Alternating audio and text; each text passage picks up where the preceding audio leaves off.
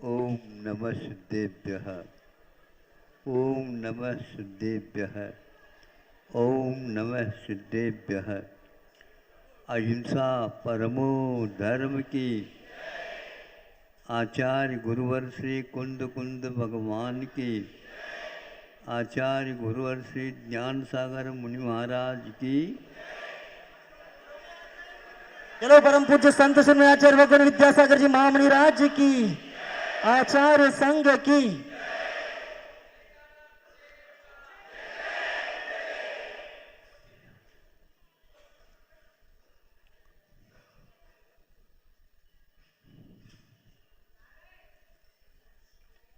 काल घूम रहा है या काल के निमित्त से हम घूम रहे हैं, ये बताना बहुत कठिन है। हम इसको नहीं समझते। जो जहाँ है वो वहीं रहता है, काल घूमता नहीं। नहीं महाराज, आपके सामने तो घड़ी रखी है और वो घूम रही है, तभी तो आधा घंटा हो जाता, 15 मिनट हो जाते हैं। नहीं, ये घड़ी में कांटा घूम रहा है, इसको भी मानता हूं मैं, जो पुतगल की पर्याय मानी जाते। किंतु इसके एक स्थान से दूसरे स्थान पर जाने से ये ज्ञान होता है, ये कांटा अपने आप ही क्यों नहीं घूमता। ये उसका उत्तर है। काल कभी भी घूमता नहीं। काल कोई चक्र नहीं, चाक नहीं, वो घूम जाए अथवा कुंभकार जैसे अपने चाक को घुमाता है, उस प्रकार नहीं। बीच में कुछ संकेत मत दो। क्या करते हैं आप लोग? ये बेटा पहले ठीक करके आ जाया करो। हैं, बैठ जाओ। तो काल घूम नहीं रहा है। शास्त्रों में कहा गया है काल घूमता नहीं, किंतु वह घुमाता है। चाक घूमती है कुम्हार के निमित्त से। कुम्हार यदि नहीं घुमावे तो चाक कभी भी घूम नहीं सकता। और चाक यदि नहीं घूमती है तो घड़ा बन नहीं सकता। कुंभकार घड़े को बनाता है, लेकिन घड़े के आकार मात्र वह अपने हाथों में देता है। तो उसके निमित्त से चाक पर घूमती हुई जो लोंदे के है स्थिति है, वह घड़े के रूप में परिवर्तित हो जाती है। आप लोग सब कुछ बहुत गहराई के साथ अध्ययन करते हैं, किंतु महत्व के जो द्रव्य तत्व हैं उनसे वंचित रह जाते हैं। इसलिए काल के बारे में न सोच करके हम उन वस्तुओं के बारे में सोचने लग जाते हैं। यदि घड़ी में चाबी नहीं भरती और चाबी पूरी हो जाती तो घड़े में कांटा घूमेगा? एक कांटा न घूमे और 200 है वो तो घूमेंगे नहीं। सभी कांटे चाहे घंटे की हो, चाहे मिनट की हो या सेकंड के हो, ये सब घूमते हैं निश्चित। लेकिन किसके द्वारा? जब तक चाबी भरी हुई रहती है। यदि नहीं भरी तो नहीं घूमेगी। इसलिए इसमें आप लोग क्या बोलते हैं उसको? सेल। दक्षिण में इसको मसाला बोलते हैं। मसाला म्हणतात ना, बैटरी तो मसाला तो नहीं यार। बैटरी में मैंने टॉर्च में यदि मसाला नहीं है, यानी सेल्स नहीं है, तो वह प्रकाश नहीं देगा। तो वह सेल्स को ही नहीं देख रहा है, बैटरी को देख रहा है। बैटरी खरीदी जाती है, सेल्स को बैटरी तो एक बार खरीदी जाती है और सेल्स अपने खर्चा के अनुसार चलती है।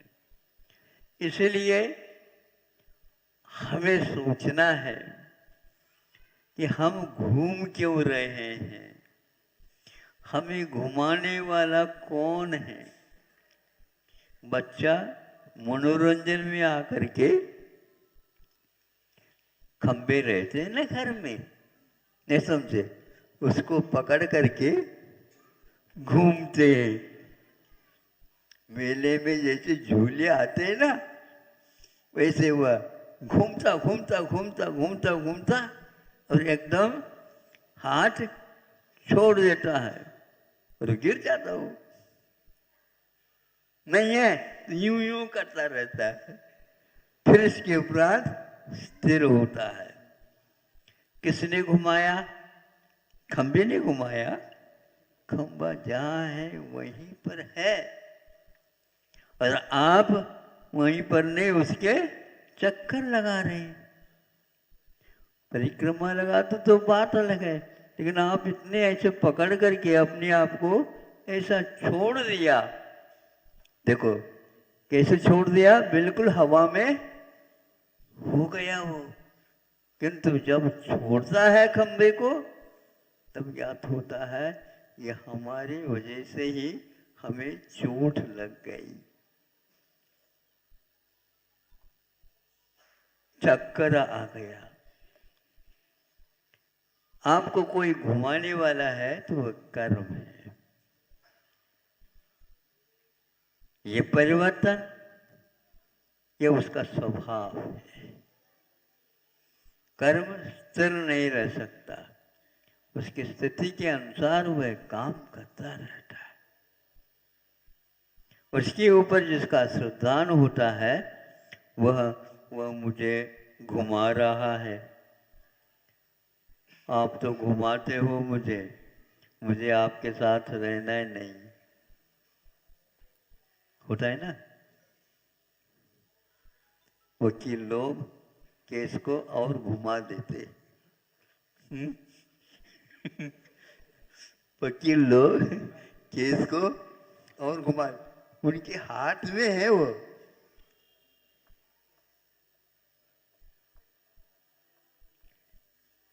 यहाँ का केस में 100 साल पूरा कर गए बताते हैं। अभी कितना घुमा रहे हैं क्या पता।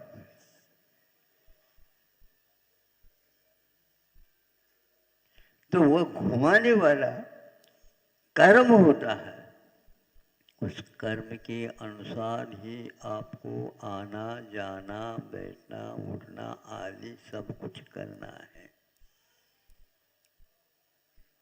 कब तक करोगे? जब तक कर्म है।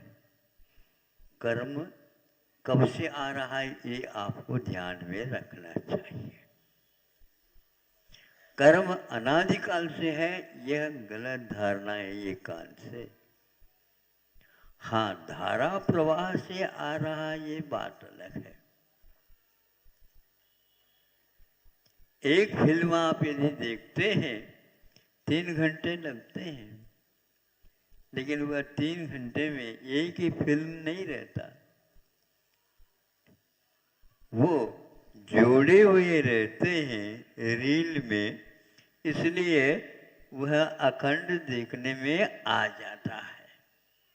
अब जब कभी भी मान लो जहाँ जोड़े हैं वहां पर कमजोर जोड़ थी तो टूटती है तो एकदम समाप्त, तो वह लाइट लगा देता है, शांत रहा शांत रहा शांत रहा, हल्ला नहीं करो, थोड़ा सा टूट गया है, आलस हो गई, और इसलिए पुनः जोड़ देता है तो अखंड वह 3 घंटे तक चलता है। इसलिए कर्म भी आपके रील के रूप में चलते रहते हैं, यदि कर्म को आप करना बंद कर दोगे, क्या होता है? पैसा समाप्त और मेला समाप्त, खेल खत्म, पैसा हजम। अरे पैसा, कोई पैसा खाएगा तो हजम होगा, कहा जाता है। तो ऐसी स्थिति में आपको अब अध्ययन करना ही होगा। यह हमने खंबे के सहारा लेकर के घूमना, अपने आप को घुमाना चालू किया, इसको बंद कर दिया जा सकता है। इसको पुराण ग्रंथों में ये कहा गया है, बीज वृक्ष परंपरा। आप बताओ, बीज पहले है क्या फल पहले? जल्दी बोलो। बीज सही है। बीज आया कहाँ से?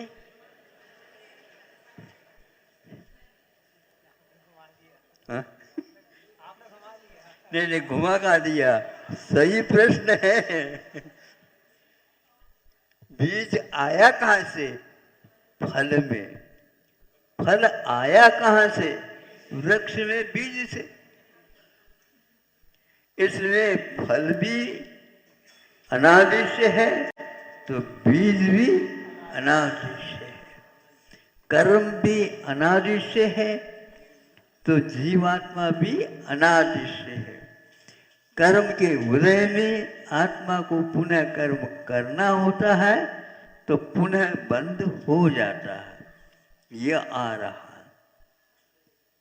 अरहट की घड़ी, अरहट में कई डिब्बे बंधे हुए रहते हैं और वह राउंड में रहता है, एक एक डिब्बे, और उसको चलाया जाता है बैल के माध्यम से, तो वह घूमने लग जाता है। जो भरे हुए हैं डिब्बे वो ऊपर की ओर आ जाते हैं और नीचे जाते हैं तो पुनः वो खाली हो जाते हैं। पुनः वह चाक चलती रहती है, डिब्बे खाली होते हैं और भरते चले जाते हैं। यह रोकना चाहे उस बैल को कह दो तुम अब रुक जाओ, अब कोई डिब्बा भरेगा नहीं, जहाँ भरा है वहीं का वहीं खड़ा रहेगा और जो खाली है वो खाली के खाली रहेंगे। इसलिए भरना छोड़ दोगे तो अपने आप ही मरना भी छूट जाएगा। पेट्रोल यदि गाड़ी में डाला जाता है तो गाड़ी चलती है। चालक चलाए देखेंगे बिना पेट्रोल के, नहीं धक्का मार दो तो चल जाएगा, धक्का मारने से भी नहीं चलेगा। उसमें तेल तो डालना ही होगा। तेल डालने के उपरांत भी यदि तेल ठंडा हो गया है बहुत, मशीन ठंडी हो गई है बहुत, तो उसको गर्म करना आवश्यक होता है। इस सिद्धांत को जब तक बीज फल परंपरा को हम समझने का प्रयास करें तो कर्म फल, कर्म पहले है क्या कर्म फल पहले है? तो राग द्वेष पहले है या कर्म पहले है? कर्म का उदय होता है, राग द्वेष होते हैं, राग द्वेष होते हैं तो पुनः कर्म वर्गनाय कर्म के रूप में परिणत हो जाते हैं। ये चक्र है और यह चक्र व्यूह है। अभिमन्यु के लिए भी घातक हुआ है। अभिमन्यु कभी भी इसमें फंसता नहीं, लेकिन वह प्रवेश करना तो जानता है, किंतु बाहर आना निकलना उसके लिए संस्कार नहीं दिए गए थे। कहां से कहां चले गए आप लोग, बताओ। इसीलिए सिद्धांत को, वस्तु के परिणाम स्वरूप को हम समझे। घबराने की बात नहीं कि संसार का चक्र रुक नहीं सकता।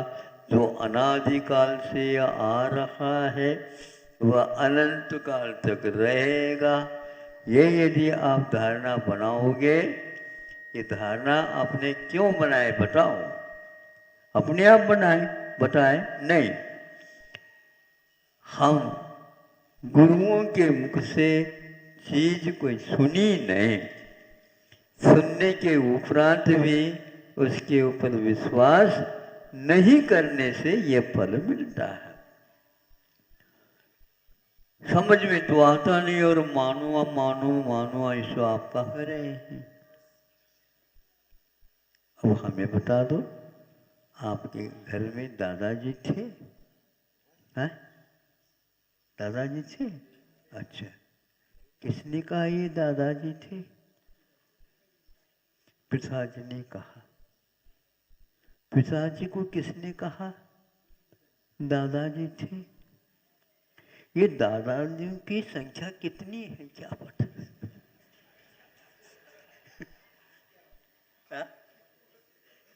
एक पिताजी के पहले दादाजी थे, उनसे पहले और दादाजी थे, उनसे पहले और दादाजी थे। तो किसने किसको कहा? अपने अपने दादाजियों ने अपने अपने दादाजी का परिचय दे करके चले गए। और ये कभी भी अंत नहीं हो रहा, हमारा माथा ही खराब हो रहा। आपका माथा कैसे रह रहा है हमें समझ में नहीं आ रहा है। आप बिल्कुल प्रसन्नता के साथ बैठे हो। ये महान चक्र है, मानना ही पड़ता है। दादाजी थे। तुम्हारा नाम क्या है? हे सुनो, चुप बैठो। दूसरे को मना करते हो, आपको कौन मना करने वाला? बोलो, आपका नाम ये है। ये किसने कहा? सभी लोग कहते हैं तो सभी के हो जाते हो आप। उन्होंने कहना प्रारंभ कर दिया इसलिए अपने आप को फलांचन। ये मानना एक प्रकार से आवश्यक है लोक व्यवहार को चलाने के लिए। ऐसे में इसी प्रकार हमारे पहले कौन थे इसको तो मानना ही पड़ता है और यथार्थ मान लेना चाहिए। गुरुओं ने आत्म तत्व के बारे में अध्ययन किया, उन्होंने कहा उसको हम आप जो कह रहे हैं वो यथार्थ है, ये स्वीकार कर दो। अपना दिमाग लगाओगे कभी भी आप उसमें सफल नहीं हो सकोगे। हाँ, मानना ही पड़ता है। इसका नाम सिद्धांत है। कर्म के द्वारा ही यह फल मिल रहा है, यह अपने को मानना है। और ये कर्म क्यों फलता है? तो राग द्वेष करने से फलता है। आप यदि कर्मों से मुक्त होना चाहते हो, शरीर से मुक्त होना चाहते हो, तो विश्वास रखो मूल कारण क्या है। इन दोनों को मानेंगे तो आपका बहुत जल्दी सवाल, जिसको बोलते हैं शंका, समाधान हो जाता है। नहीं तो आपको समाधान देने वाला संसार में कोई भी नहीं है। गुरु लोग भी ज़्यादा आपको बाध्य नहीं कर सकते हैं। बच्चा जब आपके अनुसार 7-8 साल का हो जाता है तो उसको आप कह देते हैं बेटा विद्यालय जा। हम नहीं जाएंगे, जबरदस्ती जा। एक दिन करोगे जबरदस्त, 2 दिन करोगे जबरदस्त, तीसरे दिन वह 4-5 घंटे विलंब करके आता। तब तक आपको मालूम पड़ जाता बेटा ही नहीं आया आज। तो विद्यालय जाओ ऐसा कहा तो वह उठ गया, विद्यालय में बैठ जाएगा, आएगा ही नहीं वो वापस। आपको जाना पड़ेगा विद्यालय। अब जबरदस्ती आप किसी को नहीं कर सकते, बाध्य करके यह मान्यता आप उसको दे नहीं सकते, यह उसी के ऊपर आधारित है। इसलिए ऐसे संस्कार डाल दो जिसके द्वारा आपको, आप जो बताते हैं उसको वह स्वीकार कर ले। नहीं है तो भगवान के द्वारा भी किसी को सम्यक दृष्टि नहीं बनाया जा सकता। हमारे भगवान है, हमने खरीदा है, और अब भगवान खरीदने भी आते हैं क्या? बिकते हैं भगवान। आज लगभग यही हो रहा, ये हमारे भगवान है, ये तुम्हारे भगवान, किसी के नहीं है भगवान, भगवान के हैं। नहीं हंसो नहीं, ये बिल्कुल फैक्ट है। आपने यदि खरीदा तो किसके लिए खरीदा? श्रद्धान को मजबूत बनाने के लिए। अभी भी वही रट रहे हो आप, हमने खरीदी, हमने खरीदी, ये हमारी है, ये हमारी है, ये हमारी। कोई किसी का नहीं होता। बाद में पश्चाताप करने की अपेक्षा से पहले से सुधारो। नहीं सुधरोगे तो कोई दादाजी वापस आकर के नाते को समझाएगा नहीं है। आप उसकी प्रतीक्षा में हो क्या? इसको छोड़ दो, आप बंद कर दो। जो गया है वो अपने आप में रमने लगा है, इधर देखता तक नहीं हो, और आप अभी भी उसके दिवस गिन रहे हैं। ये आज कल मुकुट सप्तमी के दिन भगवान मुक्त हो गए, ये नहीं जानेंगे हमारे दादा मुक्त हो गए। दादाजी को पुण्यतिथि है, पुण्यतिथि तो मनाएंगे, लेकिन मुकुट सप्तमी नहीं मनाएंगे। हाँ हाँ, दीक्षा कल्याणक है। हाँ, लेकिन भगवान के बारे में नहीं सोचेंगे, नहीं समझे? हाँ, जन्म कल्याण सब आएंगे। इसलिए थोड़े से यदि समय मिल जाता है तो हमने जो कहा है उसके बारे में सोचो। महाराज दिमाग में कुछ नहीं रहा, बीज और वृक्ष इनकी परंपरा को याद करो, अपने आप ही माथा ठीक हो जाएगा बिना अमृतांजन लगाए। अमृतांजन जानना समझते हो? झंडू बाम अपने आप शांत हो जाता है। इसको पढ़ते ही, सुनते ही और समझते ही दिमाग अपने आप ठिकाने में आ जाता है। भगवान से प्रार्थना करता हूँ, भगवान सब लोगों के दिमाग ठीक हो जाए। ठीक होना नहीं होना भगवान के हाथ में नहीं है, फिर भी भगवान के नाम लेने से कुछ दिमाग ठीक हो जाता है। अपने को करना है, अपने आप के दिमाग को ठीक करना है। दूसरे के दिमाग को ठीक करने का हम कभी भी बोझ नहीं उठा सकते। अहिंसा परमो धर्म की